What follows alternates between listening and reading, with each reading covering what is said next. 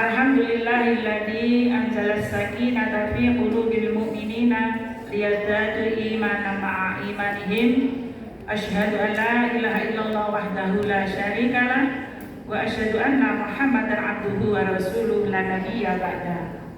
Allahumma shalli wa sallim wa barik ala Muhammad wa ala ali Muhammad. Yang kami hormati satu-satunya Pak dua Bapak ya. Bapak Yusril Fajar SS SSMA, kemudian Bapak Amir yang hari ini menjadi Bapak kedua fotografer kita, Ibu pimpinan daerah Aisyah Kota Malang, majelis lembaga, ibu-ibu pimpinan cabang, pimpinan ranting, serta amal usaha Aisyah Kota Malang, dan tak lupa Ikatan Guru Aisyah Bustanul Atfal atau IGABA. Pertama, marilah kita senantiasa bersyukur pada Allah atas segala limpahan nikmat dan karunia yang diberikan pada kita, termasuk siang ini. Alhamdulillah, di tengah-tengah kepadatan kegiatan kita masih sempat menghadiri pengajian pimpinan yang kita adakan setiap hari Jumat pertama ya Bu ya. Nah, mau saya undur nanti diprotes sama cabang karena cabang juga banyak agenda ya. Jadi besok juga masih ada seminar nasional tentang kesehatan dan hukum. Ahad juga ada dan seterusnya. Mudah-mudahan kita semua masih diberikan kekuatan kesehatan sehingga bisa melaksanakan tugas-tugas kemanusiaan ini, tugas-tugas keagamaan dan kemasyarakatan, sehingga apa yang menjadi lagu kita, mencipta masyarakat Islam sejati penuh karunia, bagian dari seni tubuh, jadi lagu itu, ya kan? Nah, nanti akan dijelaskan oleh pemateri kita. Ibu-ibu yang kami hormati, sekali lagi pengajian pimpinan yang dihadiri oleh seluruh pimpinan di tingkat ranting cabang daerah dan amal usaha itu adalah sarana kita untuk memberikan informasi-informasi tentang keorganisasian kita, ya Bu. Jadi ibu-ibu itu biar tahu, terutama di pimpinan ranting cabang, akan memberitahukan atau menginformasikan kepada anggotanya. Sebetulnya kalau kita mengundang pimpinan, itu mestinya pimpinan ranting yang berjumlah 5 atau 7 itu diundang semua. Pimpinan cabang yang berjumlah 7 atau 9 itu diundang semua. Tapi karena tempat dan juga yang lain-lain ya, itu tidak cukup, kecuali ibu-ibu bawa kursi sendiri dan lemper sendiri ya. Maka ibu-ibu yang hadir itu bertugas menyampaikan, ini loh di pimpinan daerah, tingkat pimpinan daerah ada yang namanya LBSO atau LSBO kalau daerah. Kok doain saja nih, nggak tahu nanti ibu-ibu tanya ya. Itu karena perbedaannya di mana kami juga perlu pelajari secara detail. Kemudian ibu-ibu sekalian, kenapa ada namanya konfirmasi kehadiran? Ibu-ibu, jangan sampai terjadi ibu-ibu sudah nyatet, pokoknya yang penting diisi, ya. Kemudian tidak hadir. Itu mengakibatkan kursi kosong jajane turah. Lu kira enak dikai double lek turah. Tapi ibu-ibu itu duitnya ibu-ibu urunan itu loh ya, digawe pesen jajan. Kali berapa itu? Nah itu urunan sewu-sewu mari ngono dikekno guera kekno ibu-ibu sing kali-kali itu. Bukan seperti itu sebetulnya. Maka ibu-ibu, ciri khas sebetulnya acara itu sukses apabila jajannya ngepres. Bu, bisa gini konfirmasi kehadiran ada 190. Gurule mesti pesennya 210 atau 225. Satpam yang dipikir ya Bu ya, tukang parkir dipikir, masjid dan seterusnya. Jadi mesti ditambahin. Lek kurang selawe mesti ini ono sing nyatet tapi pokoknya nyatet aja. Nah ini Bapak sekalian. Maka hari ini kami sampaikan kepada Pak Yusri, hari ini yang datang itu ketua-ketua ranting, ketua-ketua cabang, ketua-ketua majelis. Kalau di AIC ada 7 majelis, kader, tablik, kesehatan, hukum, HAM, ekonomi, kesehatan, ya, kader, ya, semuanya itu hadir. Dan juga kalau di ranting tidak ikut tak undang semua, kalau di PDA tidak PDA semuanya. Maka ibu-ibu, amal usaha itu ada di kepala-kepala sekolah dan ada 1 SD. Ini semua adalah pimpinan-pimpinan yang bertugas untuk menyampaikan informasi-informasi yang terkait dengan apa yang diperoleh pada pertemuan dengan PDA. Apakah itu menyangkut keorganisasian, ideologi atau apa saja. Maka ini semua menjadi sarana komunikasi kita setiap Jumat pertama itu.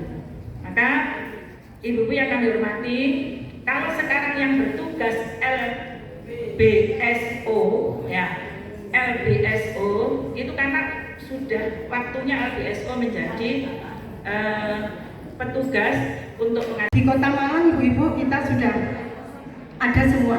Jadi di cabang Klojen, cabang Sukun, Pulau Waru, Dungkandang dan Blimbing semua sudah ada cabang masing-masing. Kemudian yang kedua yaitu sebagai kader. Kita juga sebagai kader Bu ya.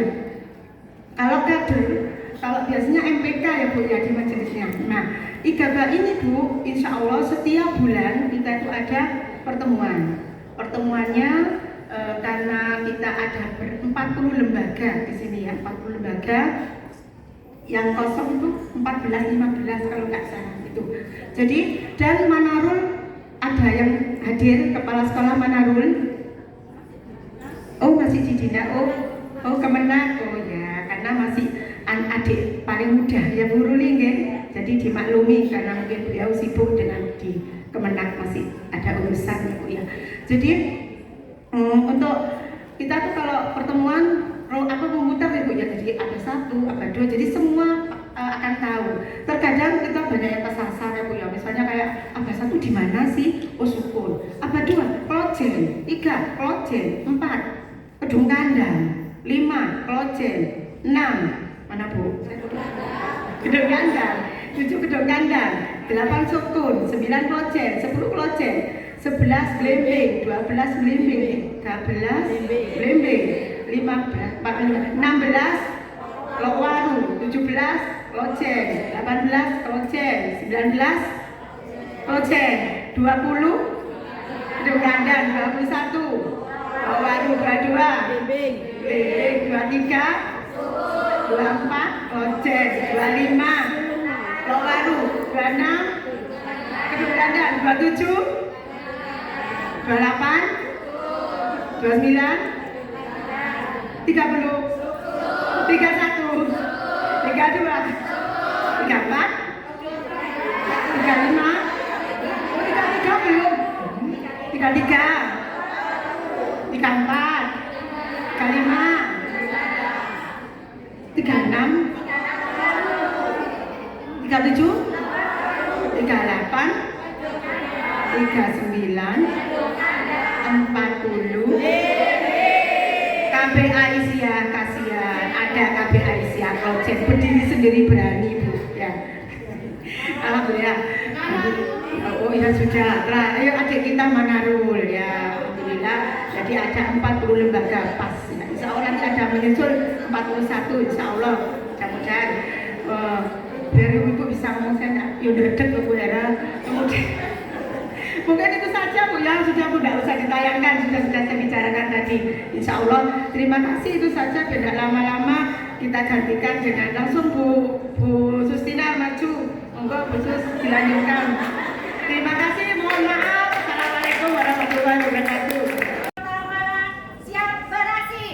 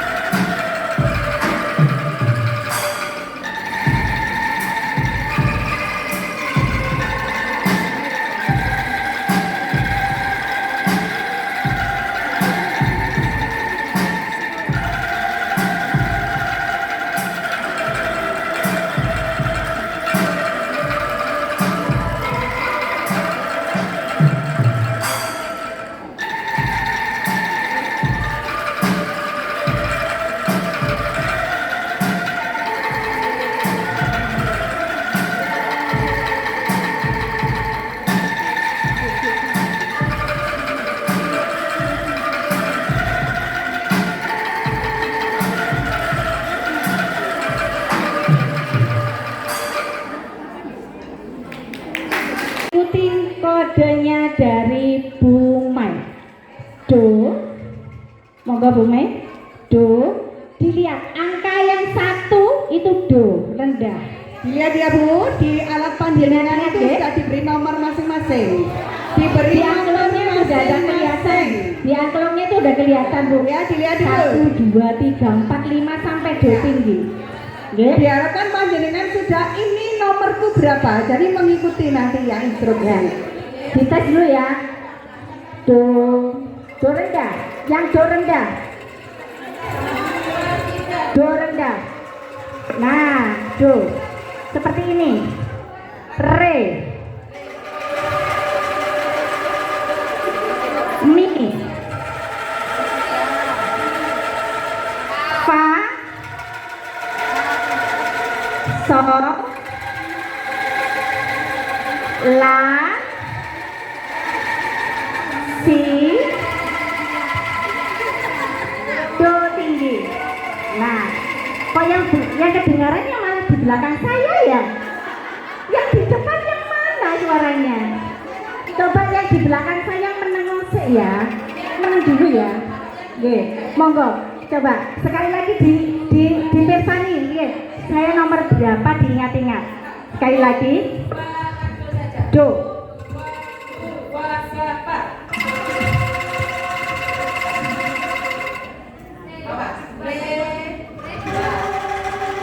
Bukan, ada yang bukan re itu tadi. Coba dilihat, saya dengar Bu, kuping saya gatel kalau ada nada yang salah. Oke, ya. Mi. Ya ada mi. Fa. Sol. Si. La. Si.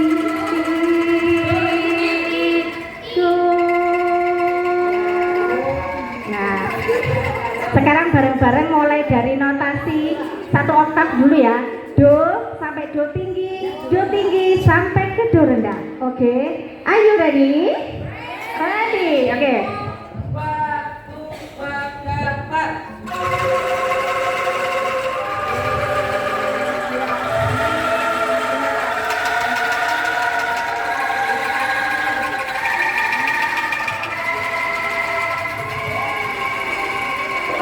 Ulangi.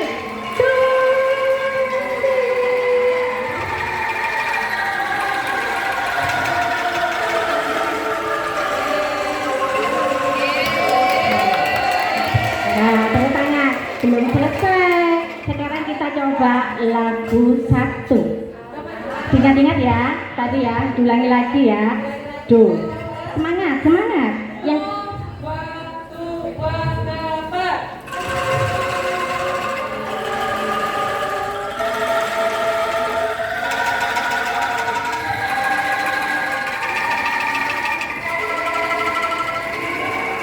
lagi. Do.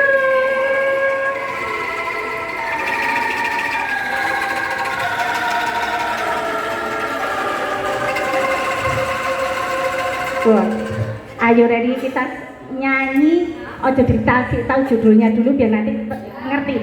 Sing tak mainkan ternyata lagu ini. Oke ya. Bisa nebak? Ya.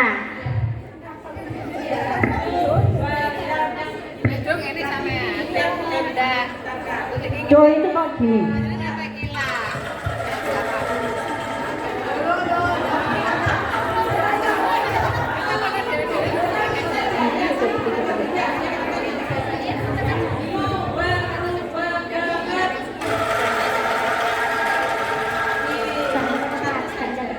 Ikutin.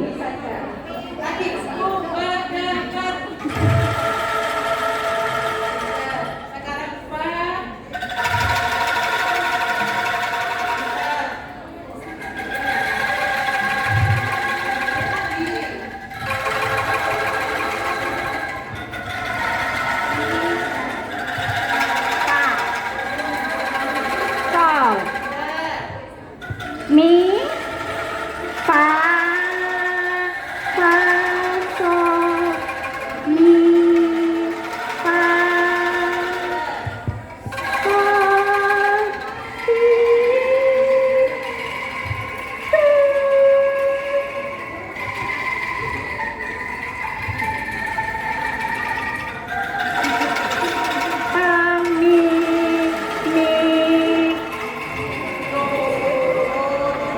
yang mau mireng dengar lagu apa tadi?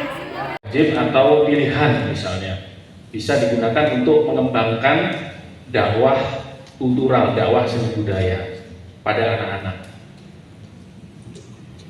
Saya sejak kecil ketika bersekolah di TK Aba di Desa Sumberasri, Purwoharjo, Banyuwangi, begitu pelosok di sana. Kebetulan ibu saya adalah kepala sekolah di TK Aba tersebut.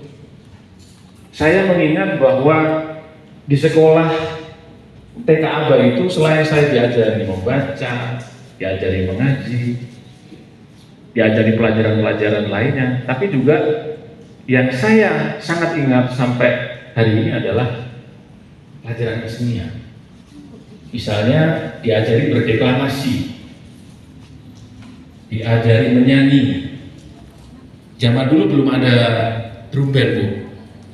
Sekarang kalau saya pulang ke Banyuwangi, TK Aba sudah maju, punya drum band, punya peralatan-peralatan untuk kegiatan mengenal syair, mengenal lirik, mengenal lagu, bisa membaca syair-syair yang ditulis oleh para penyair, para penulis puisi yang mengajarkan nilai-nilai kebaikan. Tadi Bu Sus sudah memberikan rambu-rambu tentang seni budaya yang bagaimana yang tentang pahlawan. Maka namamu Ibu yang akan aku sebut dahulu, karena aku tahu engkau ibu dan aku anak. Puisi ini begitu menggetarkan dan begitu penting untuk memberikan pemahaman. Ya. Di bulan puasa itu, kalau kita mengajak anak-anak kita, menantu kita shopping, bahasanya shopping di mall. Biasanya salah satu lagu yang diputar itu adalah lagu-lagunya Sam Bimbo. Kan ada lagu yang bagus itu. Ada anak bertanya pada bapaknya, buat apa berlapar-lapar puasa? Ada anak bertanya pada bapaknya, tadarus tarawih apalah gunanya?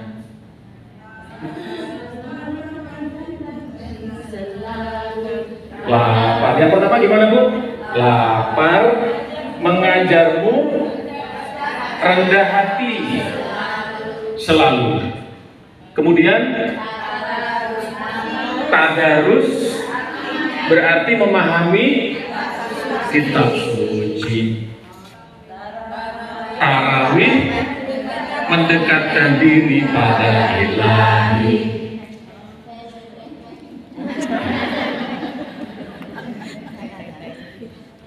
Mengajari anak melalui lirik lagu yang indah dengan melodi yang bisa didengarkan dengan baik itu, kalau pengalaman saya itu lebih mengena kepada anak. Tapi kalau anak saya misalkan saya beri instruksi jangan, yang setuju. Tapi sudah dijelaskan dalam putusan Tarjih 1995 bahwa seni budaya itu mubah boleh, asalkan tadi sudah disampaikan oleh Bu Sus, tidak merusak moral, tidak merusak fisik dan hati manusia, tidak musyrik, dan beberapa rambu-rambu lainnya. Baik, ada beberapa hal yang ingin saya sampaikan secara cepat. Yang pertama adalah bahwa saya mohon izin untuk sambil jalan-jalan ya, Bu. Karena tadi saya sudah di sini pukul sekitar 13.30. Kalau saya mengajar di kelas itu anak-anak biasanya protes. Kalau saya hanya Pak Yusri, kita perlu untuk warming up, perlu untuk lebih semangat gitu. Jadi kami tahu Pak Yusri capek, tapi bagaimana kalau kita ada misalnya latihan baca puisi di kelas. Para mahasiswa saya itu banyak Bu dari berbagai daerah. Jadi ada perumpamaan yang menarik ketika kita berbicara tentang seni budaya dan agama. Ini bisa kemudian disebut menciptakan tanah liat dan aku yang membuat piala. Maksudnya piala itu ya dibuatlah. Tapi yang ada kategori seninya tapi merusak. Dibuat untuk menyerang orang, dibuat untuk melukai orang, untuk tujuan-tujuan yang berlawanan dengan hukum agama. Tidak boleh. Jadi kita bisa mengambil satu kesimpulan bahwa budaya seni sangat terkait sekali dengan ekspresi, dengan perasaan, dengan cara menciptakan sesuatu. Tadi sudah ditegaskan oleh Bu Hera di awal. Jadi kalau kita tersentuh, kita merasa mendapatkan nilai-nilai dari hasil seni yang tadi ditampilkan, itu berarti fitrah manusia. Karena hati nurani manusia itu memang cenderung untuk senang dengan hal seni budaya, keindahan. Oke. Kemudian yang berikutnya, slide berikutnya, seni adalah ekspresi manusia yang mengandung keindahan estetika. Tadi Bu Hera sudah menyampaikan. Hijab yang berbagai macam bentuknya itu adalah hasil desain dari manusia. Para penciptanya juga pasti mempertimbangkan bagaimana hijab itu bisa dipakai dengan indah. Bentuknya bermacam-macam. Di negara lain mungkin bentuk atau style hijab yang ada di Indonesia tidak ada. Itulah keunikan yang dimiliki oleh bangsa kita. Dan dengan hijab yang indah, yang bagus itu, dan tentu tetap mempertimbangkan untuk wajah ibu aurat itu. Menutup aurat itu adalah bagian dari kewajiban sebagai umat muslim. Nah, kita harus bersama-sama memahami bahwa tujuan berkesenian yang tadi juga sudah disinggung oleh Bu Sus adalah memanusiakan manusia, membuat manusia itu menjadi lebih baik, lebih mampu mendekatkan diri kepada Allah, sadar bahwa saya ini dhaif, saya ini lemah. Itu bagian dari humanisasi. Saya mengutip dari Profesor Kunto Wijoyo, salah seorang budayawan tokoh Muhammadiyah. Beliau mengajar di UGM yang sering sekali memberikan pandangan-pandangan bagaimana warga Muhammadiyah dan umat manusia harus menggunakan seni budaya dengan yang tadi disebut memasukkan nafas Islam di sana. Jadi tujuan berkesenian itu bukan misalnya untuk popularitas, bukan untuk semata-mata kesenangan duniawi, tetapi untuk mendekatkan manusia pada Allah Subhanahu wa Ta'ala.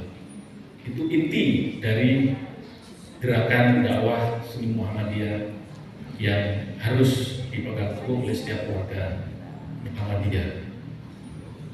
Nah, pertanyaannya sekarang adalah, apakah seni budaya sudah diajarkan dengan masif di sekolah-sekolah Muhammadiyah? Untuk datang di Aisyah ini saya riset kecil-kecilan. Saya lihat dokumen-dokumen yang ada di berbagai TK Aisyah, ternyata ya seperti yang juga sudah saya terima waktu saya menjadi murid di TK Aba dulu tahun 80-an. Seni tetap menjadi bagian. Ada anak-anak main musik, ya Bu, anak-anak menari. Menarinya juga saya lihat itu pakaiannya sudah diupayakan sedemikian rupa oleh gurunya agar Islami. Paduan suara Ibu Aisyah itu salah satu paduan suara yang sempat saya intip di YouTube. Bagus, ambil di sini. Tentu perlu latihan. Dan dengan paduan suara, dengan suara yang begitu menyentuh, dengan syair di dalam lampu sang surya yang begitu menyentuh itu terdapat nilai-nilai yang itu bisa digunakan untuk berdakwah. Kemudian yang berikutnya, saya ingin menyampaikan bahwa di dalam Islam banyak sekali hasanah seni budaya yang bisa dipelajari, Bapak Ibu sekalian. Karena itulah banyak pilihan bagi anak didik.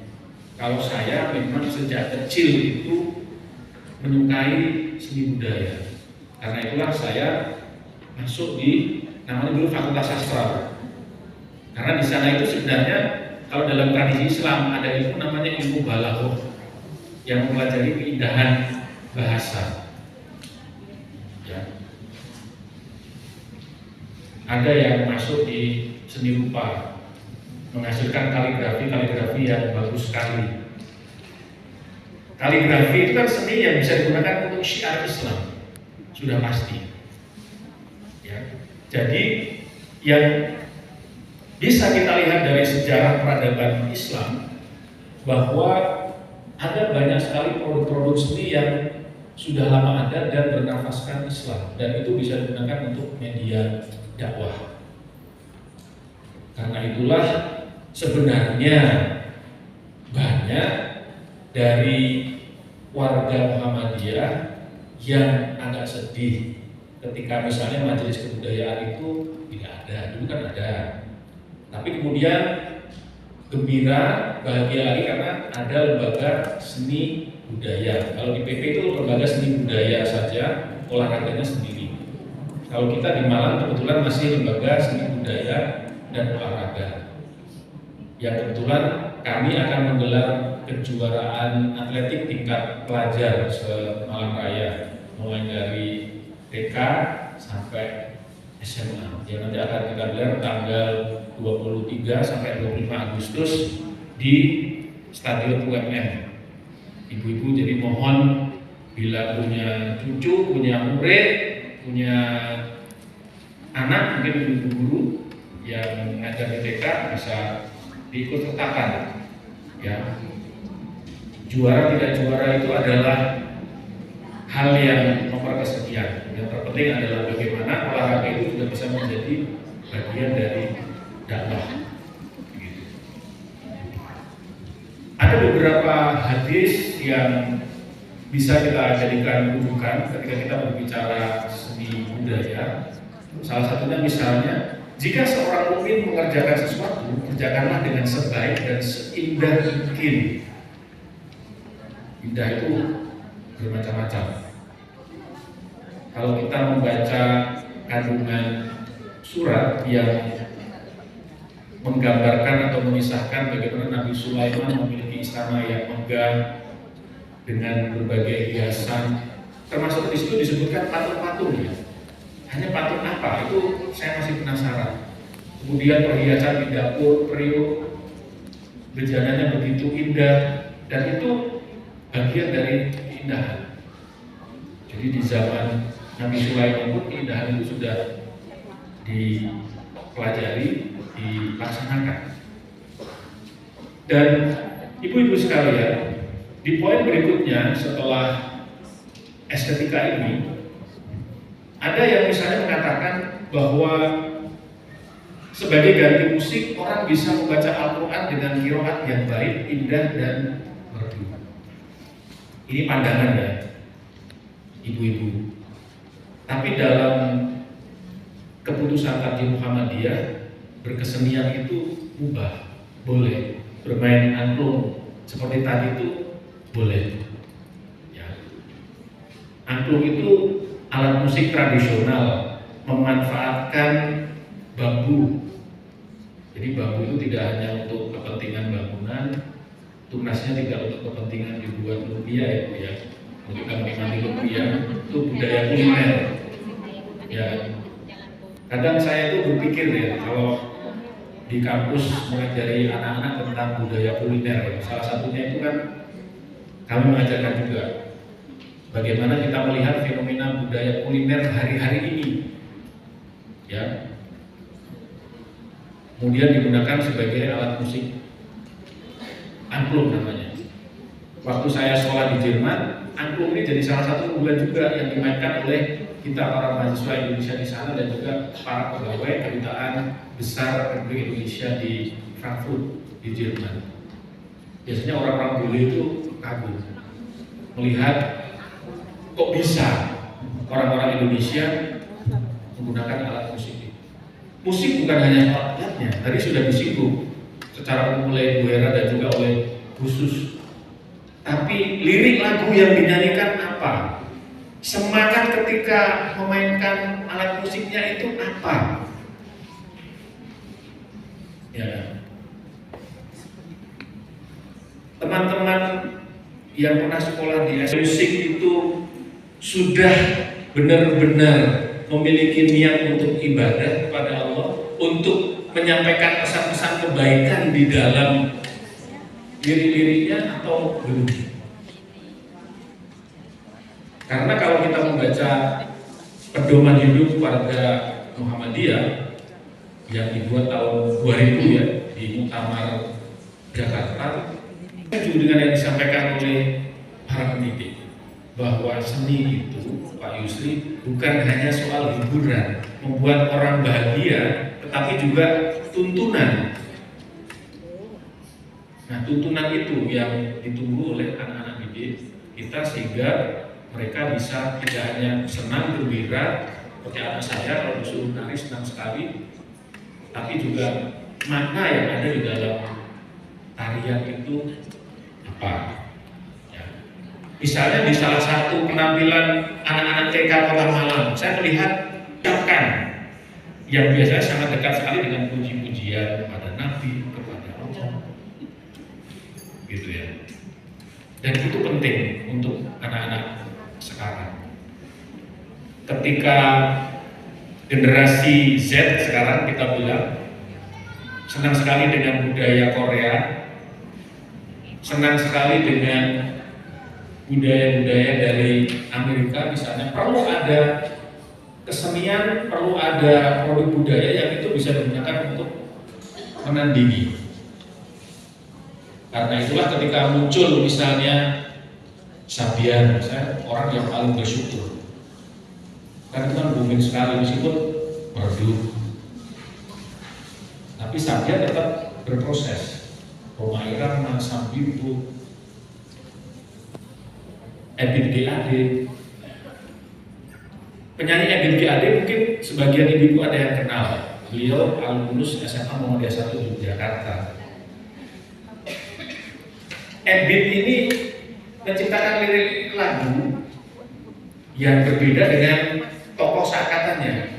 MH Najib lebih memproduksi, membuat lagu-lagu yang berisi puji-pujian, sholawatan. Ebit memang tidak ada sholawatannya, tidak ada mengutip ayat-ayatnya. Tapi Ebit GAD mengajarkan betul nilai-nilai misalnya kemanusiaan, ya kan, ketuhanan. Kan ada itu lagunya, anugerah dan bencana adalah karenanya. Diajari Pak Yai dulu ya, Pak Yai Abdurrahman Samsuri. Yusri jelas, Ebit itu memang tidak mengutip ayat wal yakhshawadhi nalau taroku min khalfihim dzurriyyatan di'afa. Ya kan? Kerusakan di daratan, di laut, di muka bumi. Anissa ya. Saya lupa bu ayatnya. Ar-Rum 41. Ya yang hafal. Dua huruf fil bari wal bahri. Bima kasabat. Ebit memang tidak membaca ayat itu, tetapi mengajari melalui lirik-lirik lagu itu. Jadi daripada anak-anak itu nyanyi dangdut koplo, nyanyi remix yang tidak jelas, sudah seharusnya menyanyikan lagu-lagu yang memiliki nuansa Islam, bernafaskan Islam. Oke, baik. Saya ingin langsung menuju ke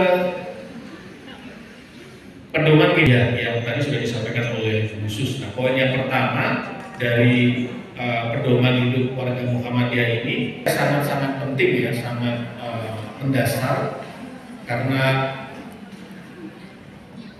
kalbu hati nurani manusia itu memang sebenarnya cenderung kepada kebaikan, dan seni budaya bisa digunakan sebagai medium untuk mendakwahkan, untuk mensyiarkan nilai-nilai keislaman. Rasa seni sebagai itu fitrah. Kalau Bu Hera hafal lagunya Rumah Irama, itu fitrah, senang. Meskipun Rumah Irama itu juga punya lagu yang mungkin untuk anak-anak tidak cocok, ya. Tapi ada lagu-lagu memang yang bernuansa dakwah. Ya. Judi, gitu misalnya. Kami judi online soalnya, Bu.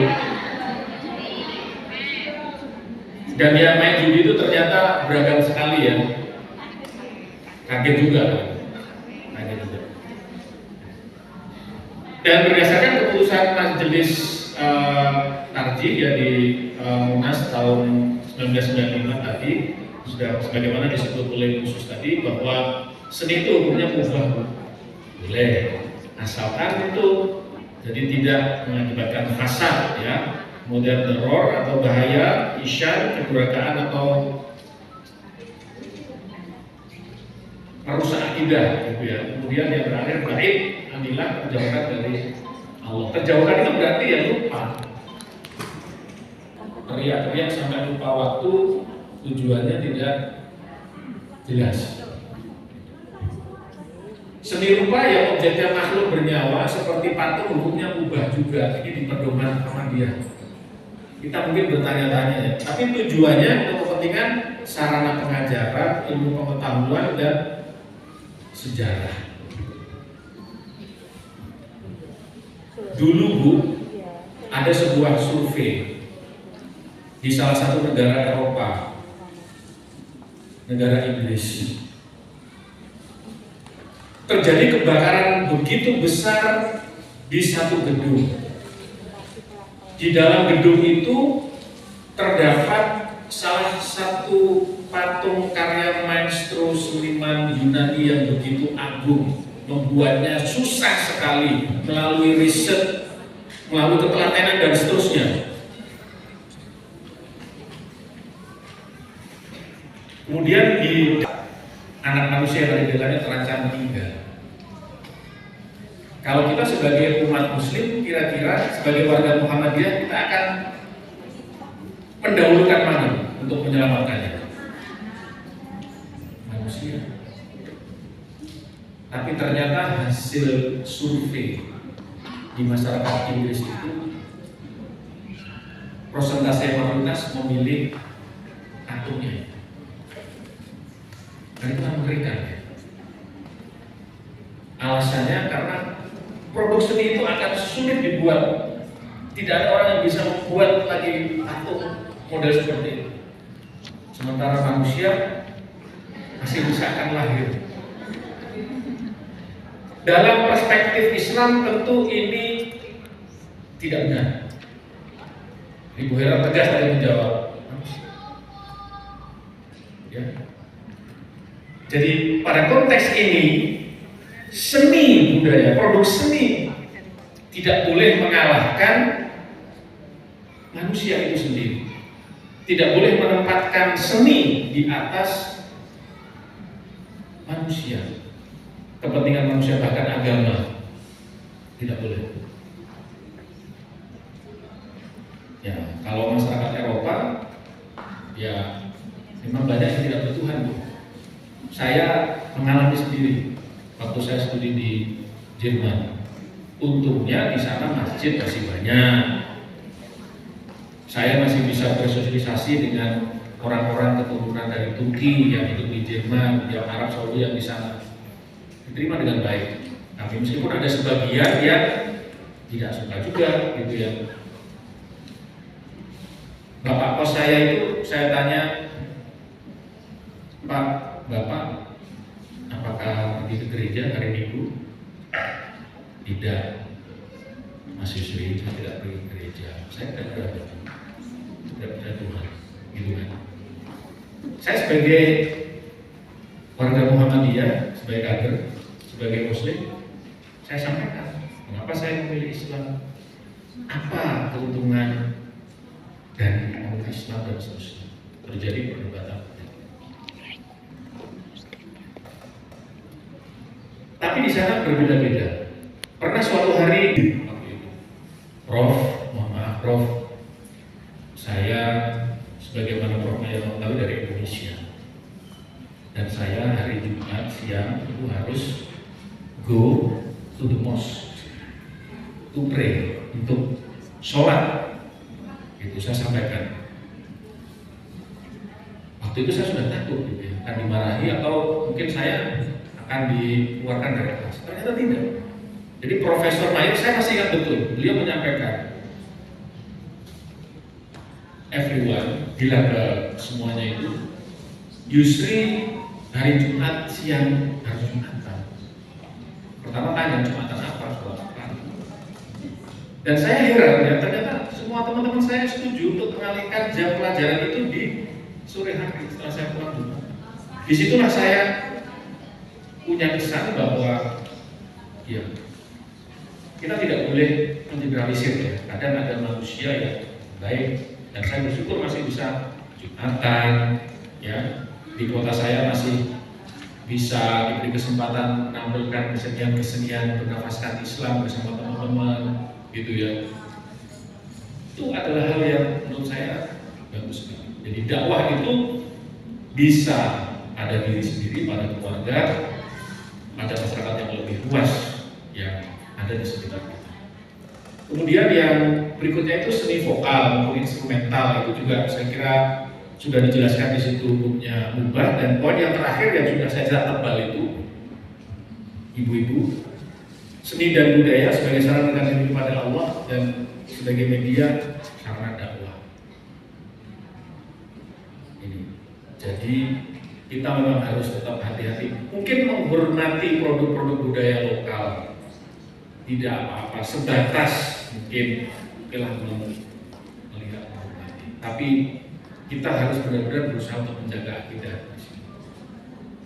Saya kecil masih ingat ayah saya kebetulan juga menjadi pimpinan di cabang Muhammadiyah di Subrasri, melarang betul saya untuk misalnya hadir untuk melihat pentas musik gendang kumpul itu dulu, ya kan? Kecil kok nonton gendang kumpul, tapi yang namanya anak ya, karena pengen tahu, datang saya. Ayah saya termasuk Muhammadiyah yang puritan, jadi kadang-kadang mengkritisi hal seperti itu. Tapi ketika besar kita bisa belajar, kita bisa menggali lebih banyak informasi-informasi terkait dengan seni budaya di Muhammadiyah itu seperti apa. Ternyata sudah ada pedoman-pedomannya. Terus berikutnya, tadi sudah saya berikan beberapa contoh. Nah ini seperti fenomena tadi belum saya sebut, misalnya kalau dangdut yang melampaui ya batas-batas, misalkan ada fenomena yang disebut oleh salah seorang tokoh Muhammadiyah Jogja, Pak Jabrohim, itu fenomena yang menarik ya, karena misalnya Siti Nurhaliza itu suaranya merdu, suaranya baik, santun, sopan gitu ya. Dan ada beberapa contoh-contoh seni budaya yang lain, dan saya kira berikutnya di Aisyah, saya kira di slide berikutnya, pendidikan musik, drum band dan bela diri ya. Saya lihat di TK yang ada tapak sucinya ada Bu, tolong katakan. Ada semua. Pertanyaan saya sekarang Bu, mengapa sih anak-anak diajak ikut tapak suci? Apa nilai-nilai dari mereka belajar tapak suci yang menurut ibu-ibu? Mengenal seni, pencak, nah, membentengi diri, apalagi nilainya. Tapi tidak untuk memulih temannya ya Bu ya? Enggak ya, betul. Ada juga sportivitas, setuju sekali dan benar sekali. Sportivitas, objektif, apa?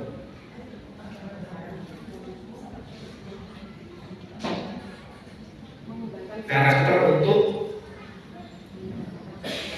memperkuat ketauhidan ada di bela diri.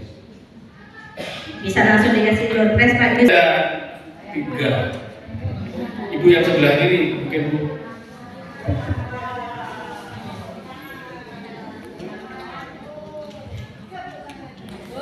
Dan ibu yang kiri bersama ibu yang kiri. Ya. Alhamdulillah.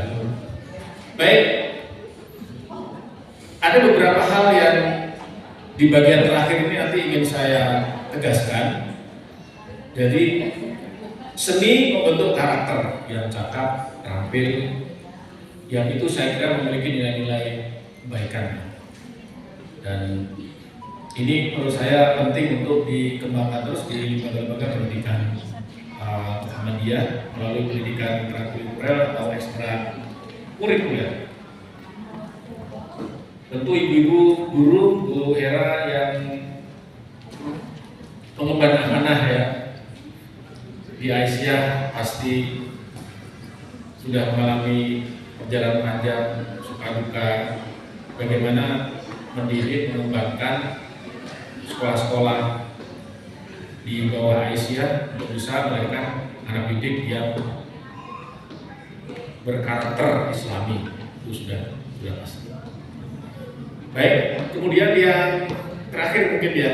Nah ini saya ingin menyampaikan bahwa di beberapa keputusan hasil sidang ya pimpinan Muhammadiyah misalnya di wilayah Jawa Timur yang saya kutip ini sudah ada pedoman untuk dakwah kultural misalnya melalui digital content. Ini penting. Pikir saya video-video animasi untuk anak-anak itu ya janganlah misalkan yang membuat Malaysia terus gitu. Harapan saya itu ada generasi Z, generasi Muhammadiyah termasuk guru-guru bisa memproduksi animasi-animasi yang mengajarkan pada anak-anak nilai-nilai. Ini digital content ya, seperti tulisan, gambar, foto, musik.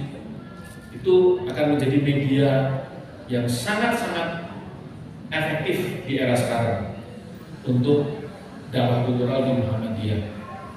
Karena konten-konten dari berbagai negara asing, konten-konten bahkan dari negeri kita sendiri yang bisa mengancam moral anak-anak itu sudah luar biasa.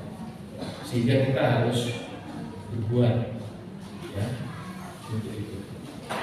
Jadi medium pendidikan melalui seni budaya itu menjadi sangat-sangat penting di era sekarang.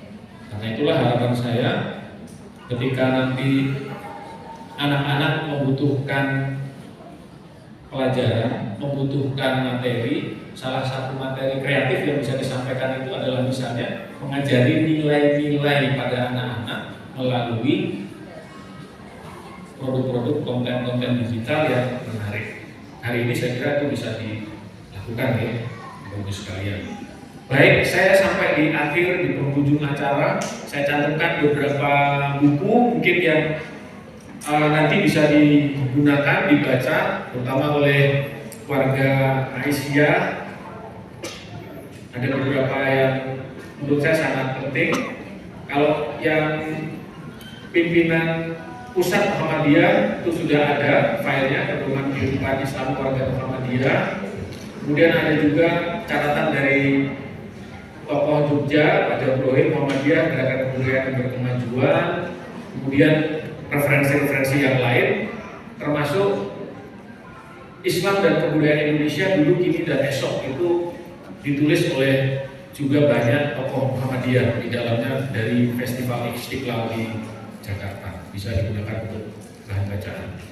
Baik, ibu-ibu sekalian, saya kira sampai di sini.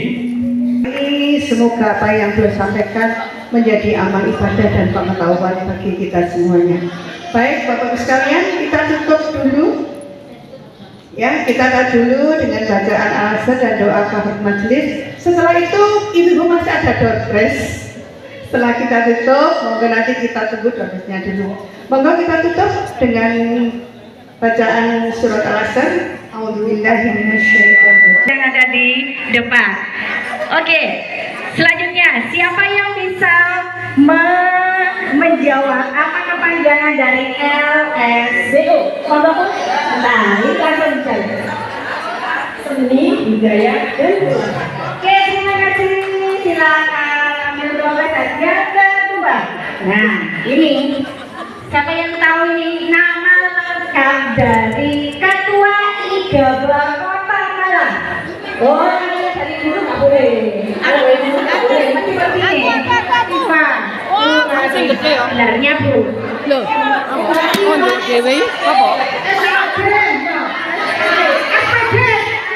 Gak apa-apa, dapat, terima kasih sudah tahu. Nah, ini berarti kalau ada ketua IGABA berarti ada yang ketua LBSO nya siapa ya? Oh, langsung SPD. Oke, silakan ambil. Nah, pertanyaan selanjutnya, apa judul lagu yang tadi dimainkan sama teman-teman di depan tadi?